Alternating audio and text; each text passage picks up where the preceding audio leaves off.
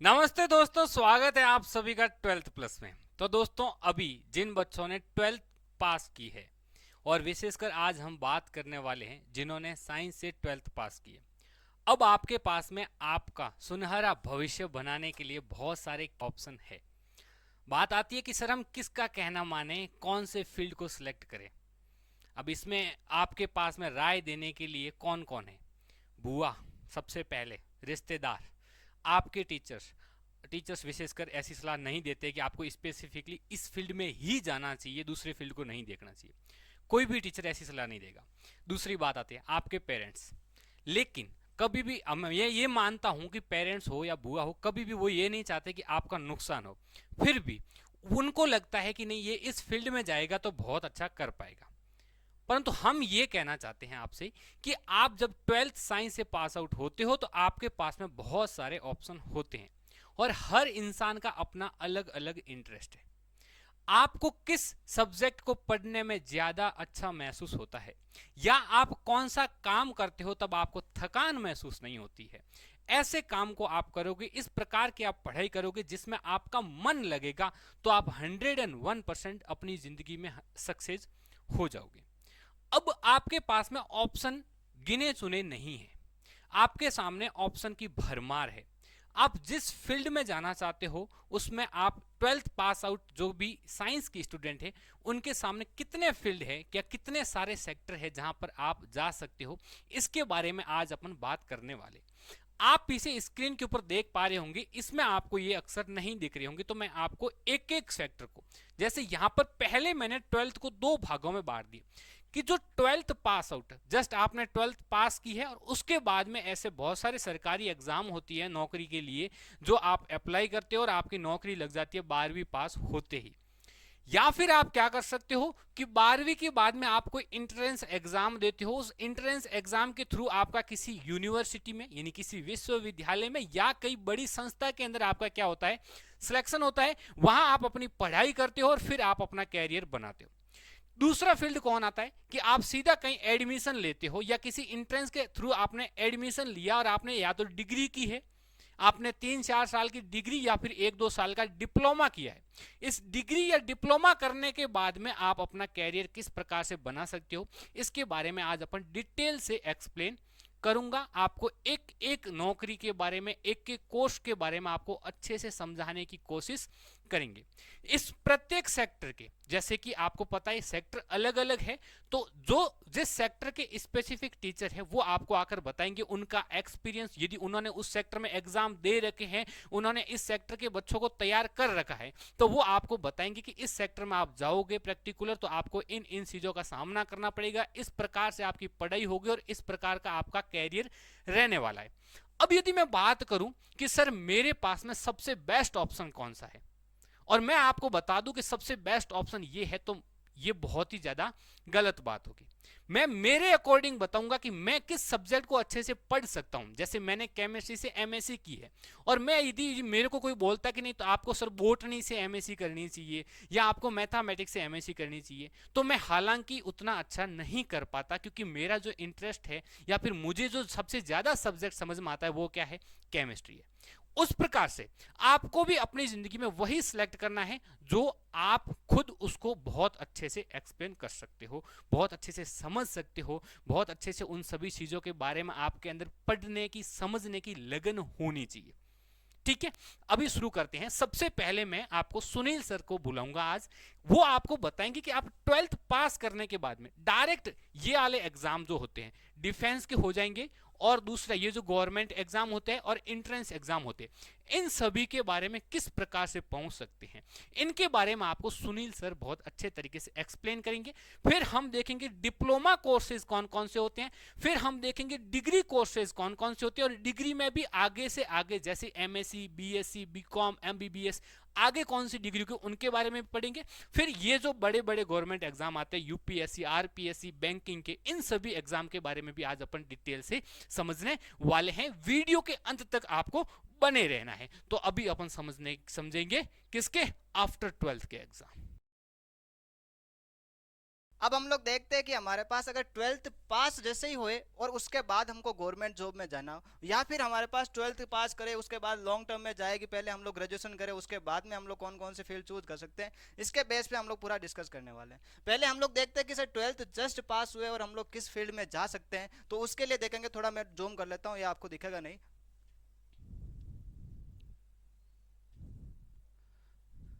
चल देखो, तो सबसे बढ़िया जो आपका ऑप्शन रहता है वो आपका है डिफेंस का। अब किसी का बहुत पहले जुनून होता है कि सर अगर हम लोग ट्वेल्थ पास होंगे, तो छोटे तक तो होते हैं ना, उस टाइम से बोलने लगते हैं कि हम लोग आर्मी में जाएंगे और देश की सेवा करेंगे। तो ये बोलने का जैसा हो गया, तो अब हम लोग इसको रियलिटी में कैसे प्रूव करेंगे कि हम लोग जा सकते हैं। तो सबसे बेस्ट ऑप्शन जैसे हम लोग बोलेंगे कि डिफेंस में जाना हुआ। अब जो बच्चे पीसीएम से हो या फिर पीसीबी, मतलब फिजिक्स केमिस्ट्री मैथ, या फिर आपके पास फिजिक्स केमिस्ट्री बायोलॉजी हो, तो सबसे बेस्ट हम लोग लेते हैं कि एनडीए के लिए कौन होगा, वो पीसीएम वाला होगा। अब आप बोलोगे सर पीसीएम वाला बेस्ट क्यों है? क्योंकि एनडीए का जो एग्जाम होता है उसके अंदर आपका फर्स्ट पेपर होता है वो टोटल टोटल किसका होता है, मैथ्स का पेपर होता है, और जिसका थोड़ा लेवल भी टफ होता है। अब इसके अंदर ऑल इंडिया अगर आप लोग सेलेक्ट करेंगे एनडीए के अंदर, तो पर वैकेंसी आपके जो होते हैं वो आपके पास होते हैं 450 के करीब, मतलब 450 स्टूडेंट ही क्या करते हैं, क्वालिफाई होते हैं ऑल इंडिया के अंदर। और इसकी वैकेंसी है वो हर साल कितनी आती है, 2 बार आती है, मतलब 6 महीने में एक बार आपकी वैकेंसी आ जाती है। अब बात करते हैं जिसका सेकंड पेपर के अंदर क्या होता है, आपके फिजिक्स आ गई 50 क्वेश्चन, 50 क्वेश्चन इंग्लिश के आ गए, और 50 ही क्वेश्चन आपके केमिस्ट्री जनरल साइंस और जीके के आते हैं। मतलब एक आपके पास 120 नंबर का अलग पेपर हो गया और एक 150 नंबर का अलग पेपर हो गया। तो इसमें ज़्यादा फील्ड और ज़्यादा चांस किसके रहते हैं जाने के, वो होता है मैथ्स वालों के लिए, क्योंकि उनकी मैथ्स स्ट्रांग होती है, तो वो फर्स्ट पेपर आराम से क्लियर करते हैं और स्कोरिंग सब्जेक्ट स्कोरिंग पूरा अलग से कर लेते हैं। ठीक है, और दूसरा मैंने बोला कि यहाँ पर टीईएस है। अब जैसा कि एनडीए का आपने पेपर क्लियर कर लिया, तो उसके बाद में आपका क्या होगा कि 5 डे का एसएसबी इंटरव्यू होता है। कितने डे का, 5 डे तक। जो फर्स्ट होता है उसको स्क्रीन टेस्ट बोलते हैं, उसके बेस पे हम लोग आगे 5 डे तक इनका क्या होता है, एसएसबी इंटरव्यू होता है। और इनका इंटरव्यू क्लियर करने के बाद में एनडीए में होता है क्या सर, हमको कौन सी पोस्ट मिलती है, तो एनडीए के अंदर आपको एक क्या होती है, हाई लेवल ऑफिसर लेवल की क्या मिलती है, पोस्ट मिलती है। जो पोस्ट आपको एयरफोर्स, नेवी या आर्मी में लेफ्टिनेंट कर्नल तक आप लोग जा सकते हो, बहुत छोटी उम्र में। आप लोग टीवी मूवी में देखते हैं कि बहुत कम उम्र के कभी पायलट बन के देखते हो, कभी आपके पास लेफ्टिनेंट कर्नल, बहुत बड़ी बड़ी क्या होते हैं ऑफिसर पोस्ट पर होते हैं। तो वो सारे पोस्ट कहाँ से होते हैं, एनडीए से होता है। दूसरा यहाँ पर लिखा हुआ है टीईएस। अब टीईएस में कैसे जा सकते हो, टीईएस जाने के लिए आपको क्या होना है कि पीसीएम के परसेंटेज के बेस पर आपका डायरेक्ट क्या होता है, एसएसबी होता है। सिर्फ और सिर्फ आपका क्या होता है, पीसीएम के परसेंटेज है वो अगर आपके 95 प्लस हो, 95 प्लस परसेंटेज हो पीसीएम के, हिंदी इंग्लिश की हम लोग बात नहीं कर रहे, अगर पीसीएम के अंदर 95 प्लस परसेंट है, तो आपको टीईएस का फॉर्म फिल करना है, और उससे आपका डायरेक्ट क्या होगा, एसएसबी एंट्री होगा। और एसएसबी इंटरव्यू पास करके आप लोग यहाँ पर भी क्या कर सकते हो, डायरेक्ट एंट्री ले सकते हो। फिर आते हैं हमारे पास क्या कि सर नेवी हो गया, एयरफोर्स हो गया और आर्मी। तो जैसा कि पहले हमारे पास नेवी, एयरफोर्स, आर्मी की तीनों के अलग अलग वैकेंसी चलती थी और उसके बेस पे हम लोग क्या कहते हैं, सेलेक्ट होते थे। लेकिन अभी आपके क्या हो गई, अग्निवीर आ गई। अग्निवीर के बेस पर हम लोग नेवी का, एयरफोर्स का और आर्मी का सिलेक्ट होता है। तो नेवी के अंदर 2 पोस्टें हो गई, एक एसएसआर हो गई और एक डब्ल्यू हो गई। अब अग्निवीर के अगर बारे में ज़्यादा जाने हुए, तो वहाँ पर हम लोग क्या कहेंगे कि सर अग्निवीर है वो मान ली कहते हैं कि 4 साल के लिए नौकरी होती है, उसके बाद आपको वापस क्या करते हैं, रिलीज कर देंगे, छोड़ देंगे। ऐसा कुछ नहीं है। अग्निवीर आपको क्या करेगा, बेस्ट एक पूरा माहौल बना के आपका पूरी ट्रेनिंग हो जाएगी। ट्रेनिंग के बाद में 25% जो कैंडिडेट हो गए उनको परमानेंटली रखेंगे, 75 को ही क्या करते हैं, रिलीज करते हैं। ठीक है, और उसका अलग से कोटा होता है, वो अलग से क्या करते हैं, फिर तैयारी करके नई जॉब भी ले सकते हैं। और एक रकम भी आपको अच्छे से दे देते हैं कि आपका जब रिलीज करेंगे, छोड़ेंगे, तो उस टाइम आपको एक बढ़िया रकम भी आपको मिल जाएगी, जिससे आप अलग से जीवन यापन कर सकते हो। इसके बेस पे नेवी के अंदर एसएसआर हो गया, जो थोड़े क्या होती है, जूनियर पोस्ट होती है। डबल ए आपके पास क्या होगा, थोड़ा ऑफिसर लेवल की पोस्ट मिल जाती है। एयरफोर्स के अंदर बात करें तो एक्स ग्रुप और वाई ग्रुप। और मेनली चीज नेवी के अंदर जा सकते हैं कौन है, सिर्फ और सिर्फ पीसीएम वाले, मतलब जो मैथमेटिक्स के बंदे हैं वही क्या कर सकते हैं, नेवी के अंदर जा सकते हैं। इसका पेपर का लेवल होता है वो क्या होता है कि आपके 25 क्वेश्चन आते हैं मैथ्स के, 25 क्वेश्चन आते हैं फिजिक्स के, फिर 25 क्वेश्चन है इंग्लिश के और 25 ही क्वेश्चन है जीके के। ठीक है, तो इसके बेस पे आपका 100 नंबर का पेपर होता है नेवी का। बात करें फिर एयरफोर्स का, तो एयरफोर्स के अंदर आपके पास एक्स ग्रुप और वाई ग्रुप दो क्या हो गए, एक तो हो गया टेक्निकल ग्रुप, एक हो गया नॉन टेक्निकल। टेक्निकल ग्रुप मतलब हो गया एक्स ग्रुप। एक्स ग्रुप के अंदर कौन जा सकते हैं, पीसीएम वाले, मतलब फिजिक्स केमिस्ट्री मैथ्स वाले। ये आपके पास एक्स ग्रुप में भी जा सकते हैं और वाई ग्रुप में भी, नॉन टेक्निकल में भी जा सकते हैं।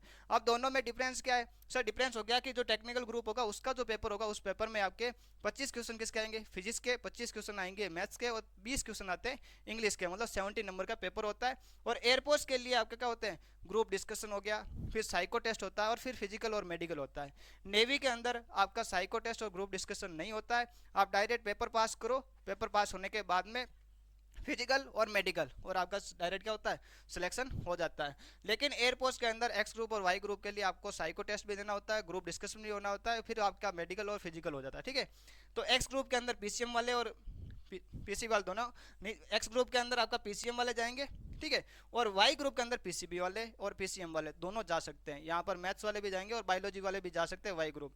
वाई ग्रुप का जो पैटर्न रहेगा वो आपका 50 नंबर का पेपर रहता है, 20 क्वेश्चन आते हैं इंग्लिश के और 30 क्वेश्चन आते हैं रागा के, मतलब जिसके अंदर जीके भी हो गया और मैथ्स रीजनिंग भी हो गई। ठीक है, फिर आता है आर्मी के अंदर। अगर आर्मी की बात करें तो आर्मी के अंदर जनरल ड्यूटी की आपके जॉब हो जाएगी और फिर टेक्नीशियन भी होती है। टेक्निकल के लिए हम लोग क्या करते हैं, सर पीसीएम वाला है वो मेनली किस में जा सकता है, टेक्निकल में भी जा सकता है और ग्रुप जनरल ड्यूटी में भी जा सकता है। ठीक है, तो ये तो हो गया आर्मी का, ये सारे किस में, अग्निवीर के अंदर है। फिर आता है कि सर एसएससी जीडी की बात करें तो एसएससी जीडी है वो 10th लेवल के बेस पर होती है और 10th पास आउट है होता है वो आपका फॉर्म फिल कर सकता है। और एसएससी जीडी के अंदर कौन कौन सी पोस्टें मिलती है, कहाँ पर आपको इसके अंदर जॉब मिल जाती है, वो होती है बीएसएफ में, एक सीआरपीएफ में, एसएसबी में, आईटीबीपी में और सीआईएसएफ में। इन सब में किसके थ्रू जा सकते हैं हम लोग, एसएससी जीडी के अंदर। तो ये सारी बात तो किसकी हुई, डिफेंस की। अगर हम लोग बात करें कि सर डिफेंस के अलावा और क्या कर सकते हैं डायरेक्ट हम लोग 12th पास में, तो गवर्नमेंट एम्प्लॉय ये आपको बताएंगे कपिल सर। थोड़ा सा मैं इसके बारे में बता दूं कि इंपॉर्टेंट इंट्रेंस एग्जाम के द्वारा हम लोग क्या क्या कर सकते हैं। देखिए जब भी हम लोग पीसीएम या पीसीबी से 12th पास करते हैं तो उसके बाद में हमारा सपना होता है, सबसे पहले नाम सुनते हैं हम लोग नीट का और जेई का।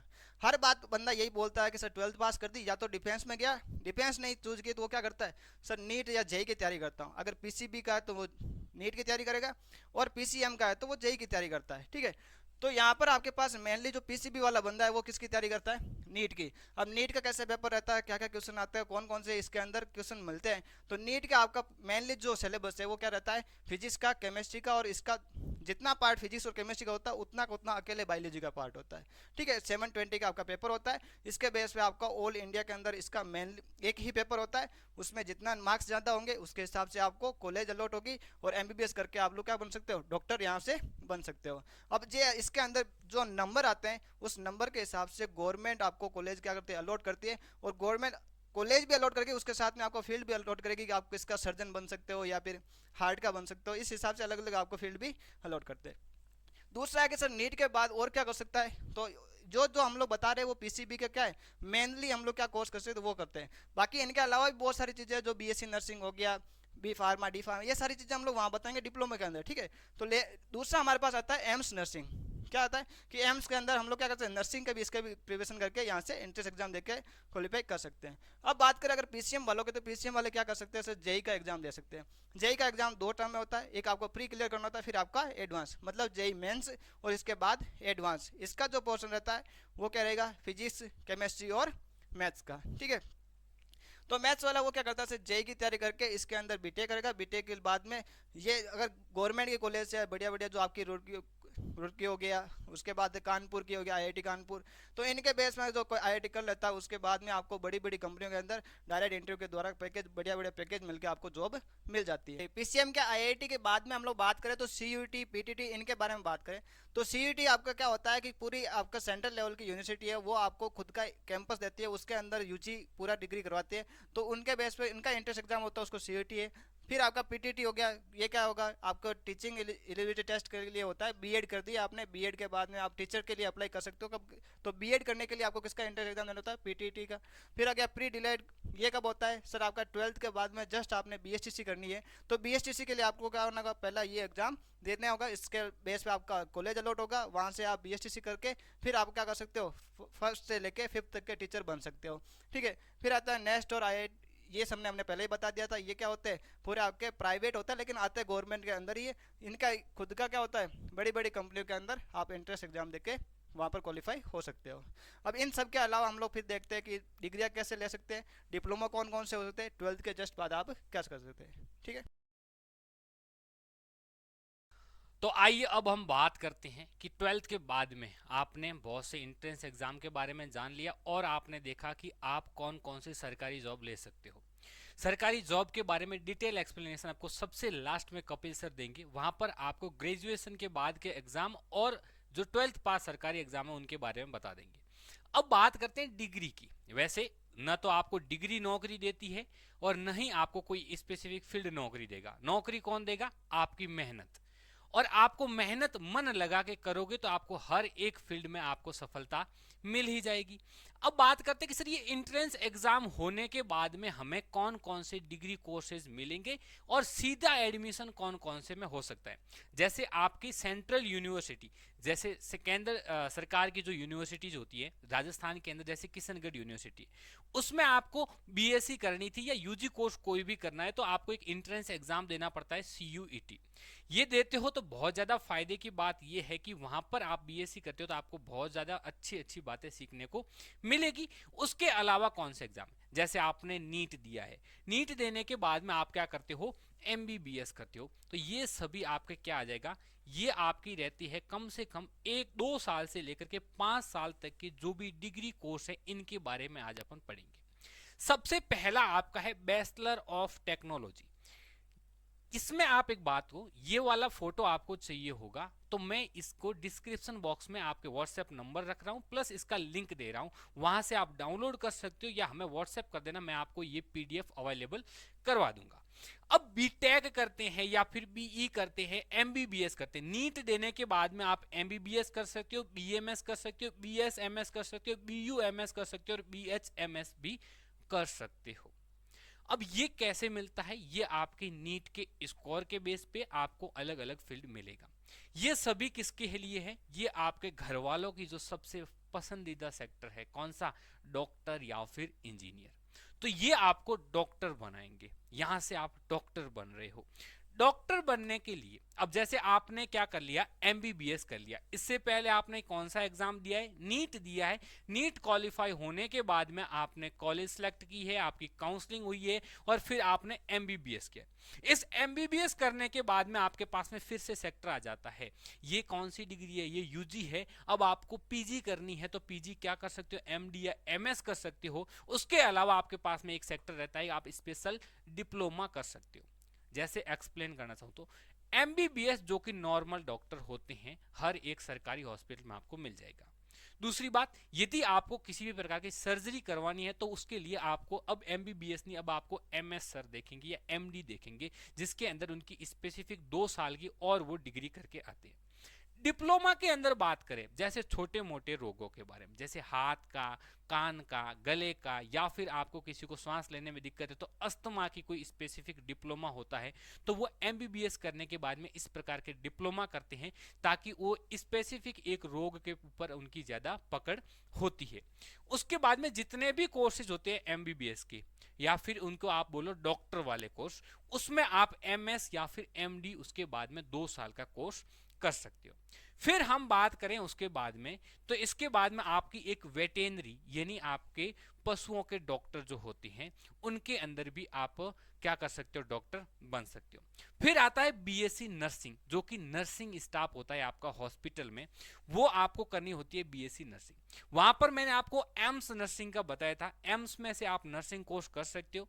यहाँ आपका क्या है? बीएससी नर्सिंग नॉर्मल से भी हो सकता है। बहुत सी यूनिवर्सिटी होती है जो आपका एग्जाम कंडक्ट करवाती है और आपका डायरेक्ट एडमिशन के थ्रू भी आप बीएससी नर्सिंग कर सकते हो। फिर आपका है बीडीएस यानी आपके दांतों का डॉक्टर। बीडीएस करने के लिए भी आपका दोनों तरीके से आपके पास में अवेलेबल है। आप नीट के थ्रू जाते हो, वहां पर आपको बीडीएस में एडमिशन मिलेगा। उसके बाद में आप बीडीएस के बाद में एमडीएस भी कर सकते हो।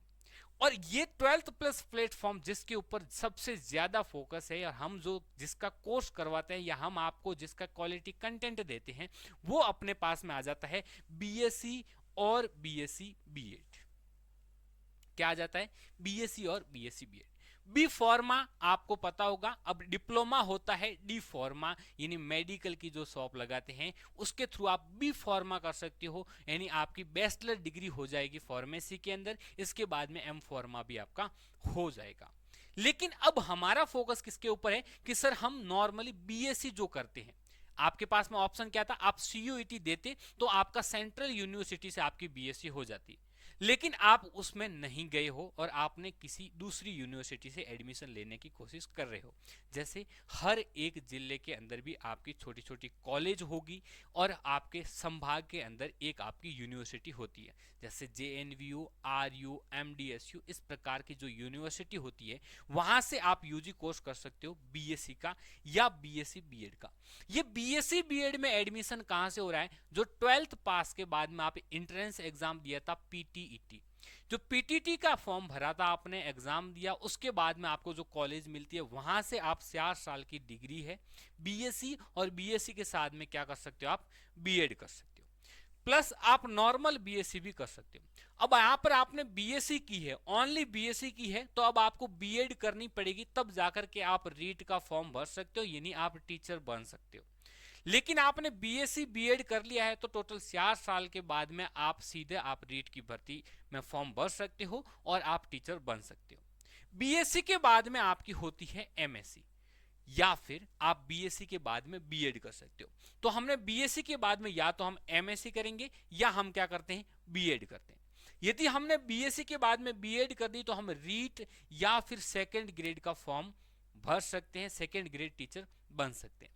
या फिर हम बीएड की बजाय हमारा इंटरेस्ट है कि हमारी कोई स्पेसिफिक सब्जेक्ट के अंदर या स्पेशल सब्जेक्ट के अंदर मेरी ज्यादा पकड़ है, तो मैं चाहता हूं कि मैं उसमें क्या कर लूं? MSc कर लूं। MSc करने के बाद में आपके पास में और ऑप्शन आ जाते हैं। MSc के बाद में आप वापस बीएड कर देते हो। क्या कर दिया? पहले BSc की या BSc बीएड के बाद में आपने MSc कर लिए, तो अब आप फर्स्ट ग्रेड का एग्जाम दे सकते हो। किसका? फर्स्ट ग्रेड टीचर बन सकते हो। फिर ऑप्शन कौन सा रह जाता है? MSc करने के बाद में आपका टीचिंग में इंटरेस्ट नहीं है, तो आप अलग अलग यूनिवर्सिटी में, इंडस्ट्रीज के अंदर या अलग अलग संस्थाओं के अंदर रिसर्च कर सकते हो, PhD कर सकते हो। इस रिसर्च या PhD करने के लिए आपके पास में ऑप्शन होता है। आप IIT से PhD करना चाहते हो तो आपको गेट देना होगा। क्या देना पड़ेगा? गेट देना हैगा। ये गेट आपका एक एंट्रेंस एग्जाम है जो MSc के बाद में होता है, और या फिर आप नेट का एग्जाम दे करके UGC के अंडर जितनी भी यूनिवर्सिटीज आती है उनके थ्रू आप PhD कर सकते हो।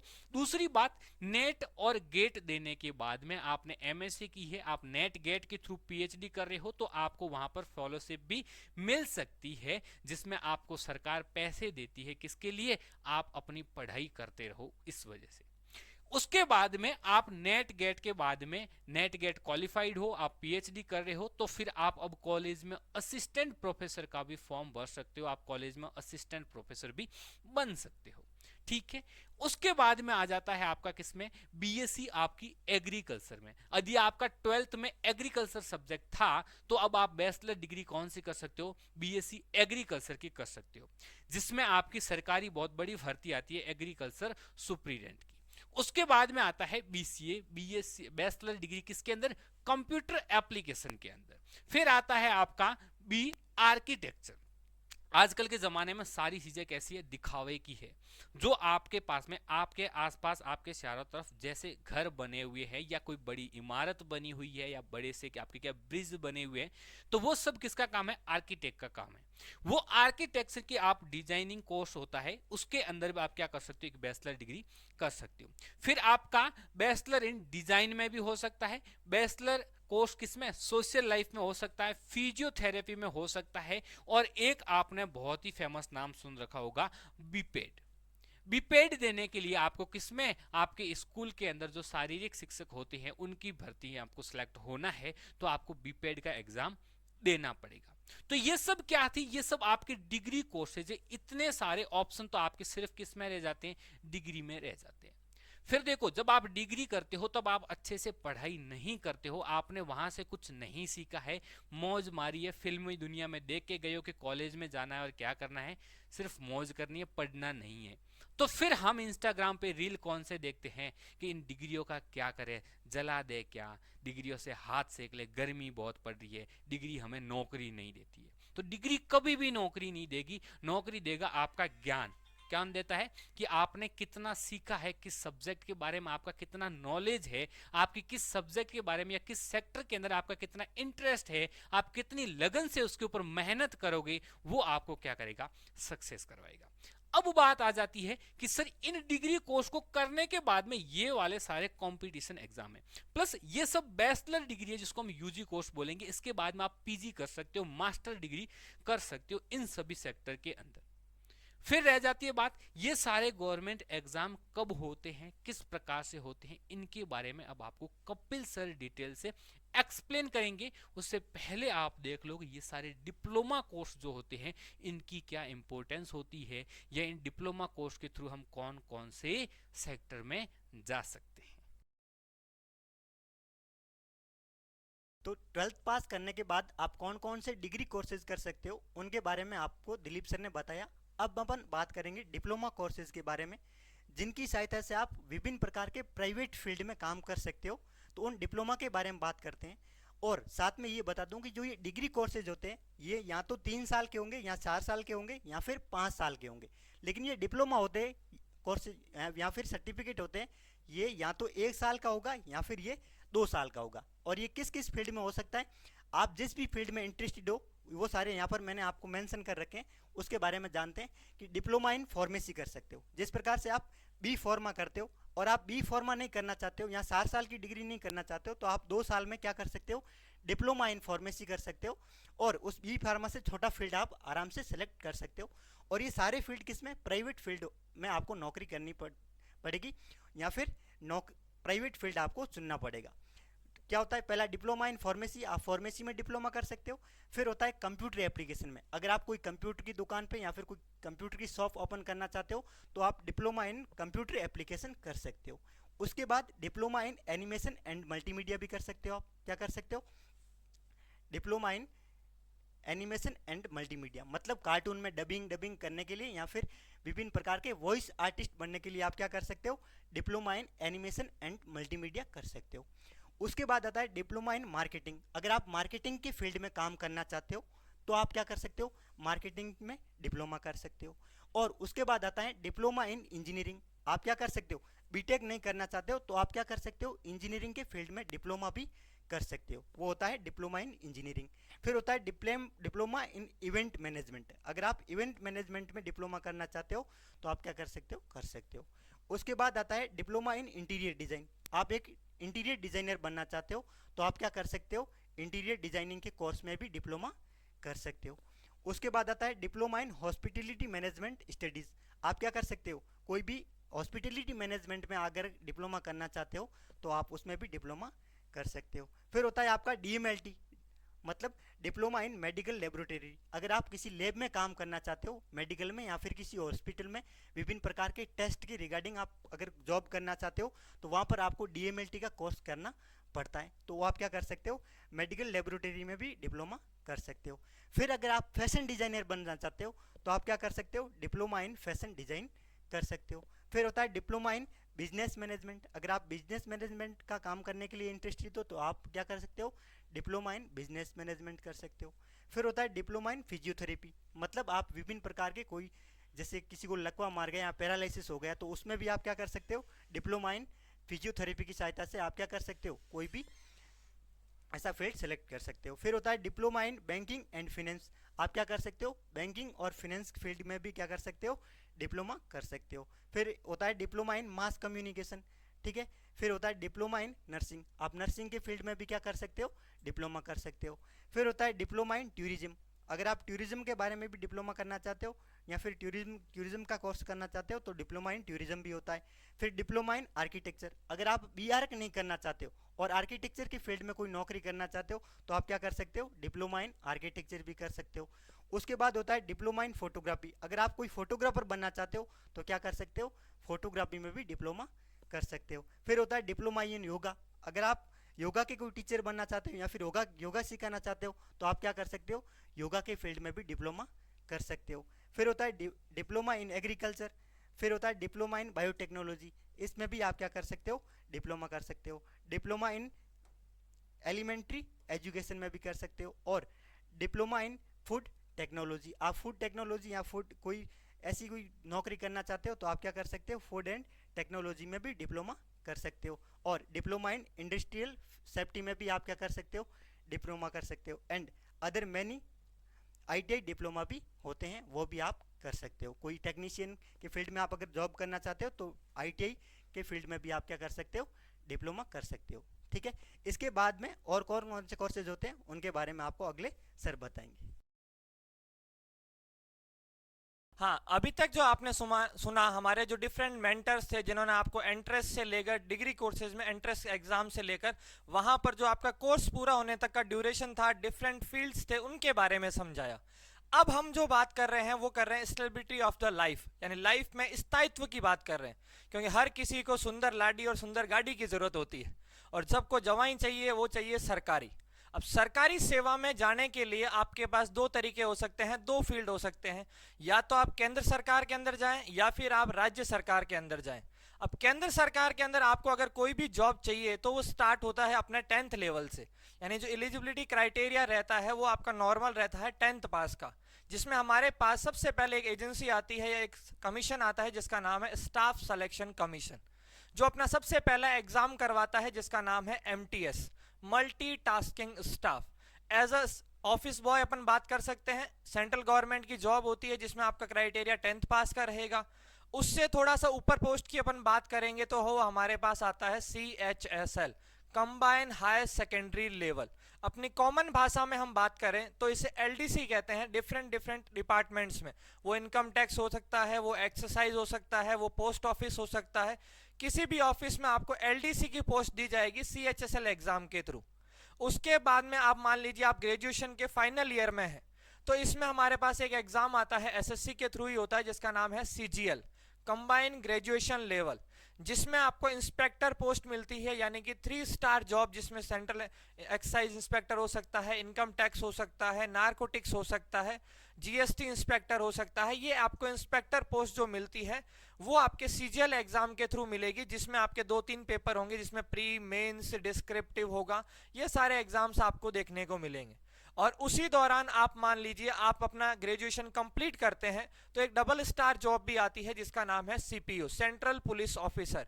दिल्ली पुलिस में SI बन सकते हैं, डायरेक्ट BSF में, CISF में, इन सभी में SI की जो पोस्ट आती है, सब इंस्पेक्टर की जो पोस्ट आती है, उसके लिए जो SSC एग्जाम करवाती है उसका हमारा नाम है CPO।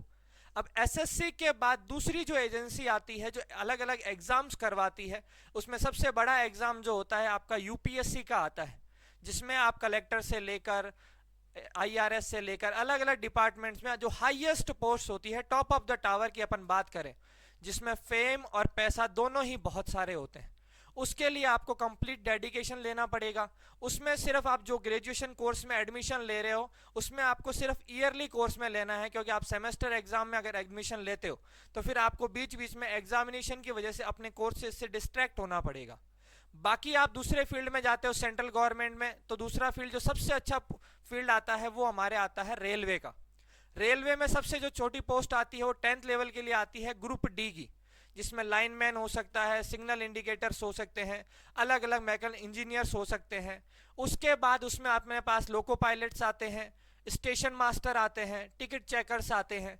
ये सारे आपके रेलवे की पोस्ट होती है, ये भी सेंट्रल गवर्नमेंट के अंदर आता है। कुछ लोगों को बैंकिंग सेक्टर में भी बहुत ज़्यादा इंटरेस्ट होता है, तो उसके लिए 12th पास अगर आप जाते हो तो क्लरिकल पोस्ट आती है। उसके बाद ग्रेजुएशन लेवल पे आते हो तो PO की पोस्ट आती है, प्रोबेशनरी ऑफिसर आता है।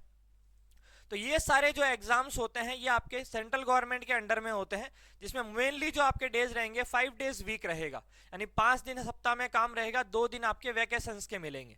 अब दूसरी तरफ हम बात करें राजस्थान सरकार की, तो राजस्थान सरकार में हर एग्जाम देने से पहले आपको एक चीज करनी पड़ेगी, वो है कॉमन एलिजिबिलिटी टेस्ट, जो कि आपके 2 लेवल के लिए होता है, एक आपके 12th लेवल के लिए और एक आपका ग्रेजुएशन लेवल के लिए। इसके बाद इसमें डिफरेंट एग्जाम्स होंगे, जैसे आप 10th लेवल की बात करें तो राजस्थान पुलिस का होता है, दूसरा पशु परिचर जिसको अपन एनिमल अटेंडेंट बोलते हैं, ये भी आपको एग्जाम दे सकते हैं। 12th पास आप कर चुके हो तो स्टेनोग्राफर आता है, राजस्थान हाई कोर्ट में भी आता है, राजस्थान RPSC भी इसका स्टेनोग्राफर का एग्जाम करवाती है, जिसके लिए आपको एक अलग भाषा की जरूरत पड़ती है जिसको अपन स्टेनो बोलते हैं, उसका अलग पेपर होगा। उसके बाद आपका स्टेनो टेस्ट होगा, डिस्क्रिप्टिव पेपर्स होंगे। अब उसके बाद में आप दूसरे एग्जाम्स की बात करें तो LDC है, लोअर डिवीजन क्लर्क्स, जो स्कूल में अलग अलग डिपार्टमेंट में, कोर्ट में, कहीं पर भी आपको लगाया जा सकता है, जिसके लिए एक नॉर्मल पेपर होता है। उसके बाद आपका टाइपिंग टेस्ट होता है।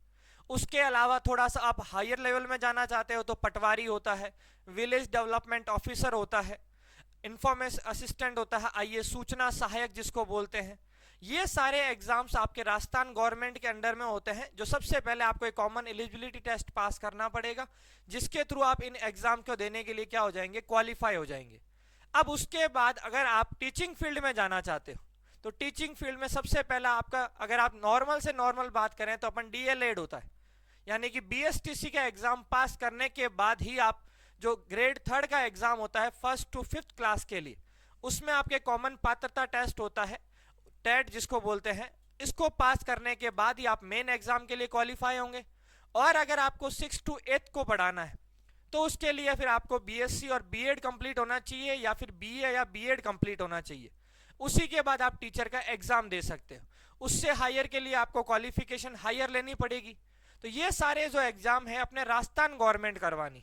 तो बच्चों आपको ये ध्यान रखना है कि अगर आपको फील्ड गवर्नमेंट का ही चूज करना है तो आप कोई भी डिग्री कोर्स में जब भी एडमिशन लो, वो आपको ध्यान रखना है आपको ईयरली कोर्स लेना है, जबकि सेमेस्टर सिस्टम में नहीं जाना है।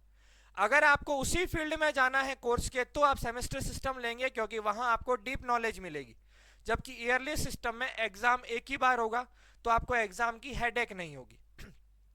बाकी आपको किसी भी कोर्स के बारे में जानना है, किसी पीडीएफ चाहिए, कोई भी करियर संबंधी गाइडेंस चाहिए, किसी भी फील्ड में जाने से पहले उसके बारे में जानना है कि सर आगे इसमें क्या फ्यूचर रहेगा, अगर मैं इसमें और डीप स्टडी करना चाहता हूं, पीएचडी लेवल तक जाना चाहता हूं, डॉक्टरेट करना चाहता हूं, तो आप हमारे व्हाट्सएप नंबर पे मैसेज कर सकते हैं, आपको उसकी पूरी डिटेल दी जाएगी। बाकी हमारे आपके सारे मेंटर्स ने आपको सारी चीजें बताई दी। उसके बाद भी आपको करियर संबंधी, किसी सिलेबस संबंधी, किसी भी कोई भी चाहे समस्या हो इस कोर्स से लेकर, तो आप हमें मैसेज कर सकते हैं। हमारे डिस्क्रिप्शन में हमारे व्हाट्सएप नंबर दे रखे हैं, वहां पे आप उसको पिन कर सकते हैं, वहां पे आप मैसेज डाल दीजिएगा, आपको पूरी इंफॉर्मेशन मिल जाएगी।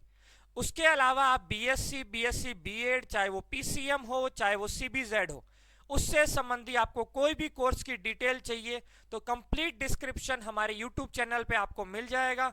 अगर वहीं नहीं मिल सकता है तो आप हमारे नंबर पे कांटेक्ट कर सकते हैं, हमारे मेंटर्स आपके 24/7 हेल्प करेंगे। चलिए आज के लिए इतना बहुत है, धन्यवाद, बहुत बहुत शुक्रिया।